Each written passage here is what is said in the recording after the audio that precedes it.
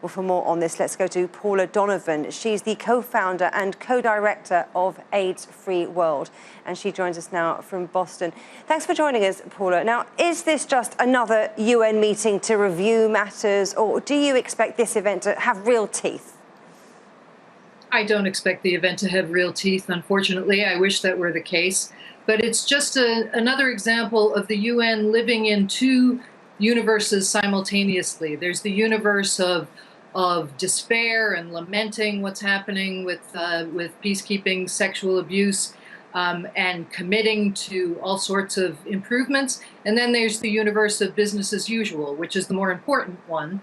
And that operates behind closed doors. We can't even get the names of the commission that Secretary General Ban Ki-moon has appointed to investigate the South Sudanese incident that happened that you referred to in the lead up to the story. We have been told that Patrick Kamer, a general, is going to be leading that commission, but the UN refuses to tell us who the other members of the commission are. So we have no idea whether there will be women, whether there will be experts on sexual abuse who are part of that investigative team. And there's no reason whatsoever why the UN should withhold that information, but that is what they do. They talk the talk and then they never walk the walk. So do you think that's the reason why there haven't been any concrete results, why there haven't been any prosecutions? The reason there haven't been prosecutions is that the United Nations is holding on fiercely to the right, although it's not written down anywhere, that they themselves can prosecute, can investigate and judge their own staff. So the UN, including the Secretary General, they're fond of calling themselves the UN family. And yet, when someone is raped in a peacekeeping mission, in a peacekeeping country, they have to go and report to one member of the family that they were assaulted by another member of the family, and then they get no more information, and behind closed doors, family members decide whether or not to investigate, whether they believe the claim, and then whether or not a prosecution is in order. And in most cases, family members decide that others within the UN family who've been accused of sexual exploitation and abuse should simply not be truly interrogated by anyone with the legal authority to bring them to justice.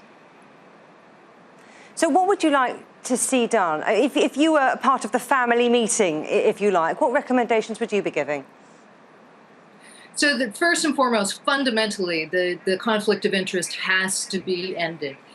That conflict of interest can only be ended if the United Nations member states, the governments, create special courts that will be attached to every peacekeeping mission that have no connection whatsoever with the Secretary General or the Secretariat.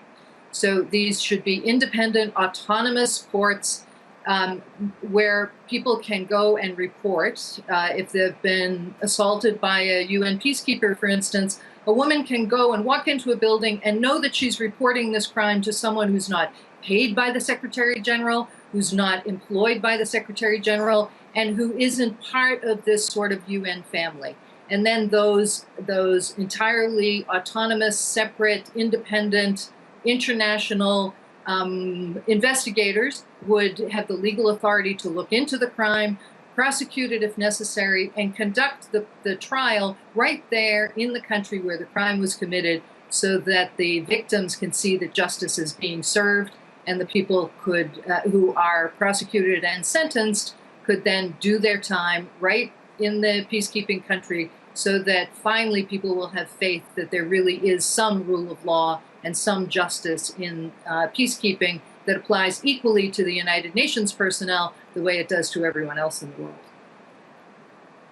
And if they did all that, they would be walking the walk as well as, in your words, talking the talk. Well, Paula Donovan at AIDS Free World, thank you very much.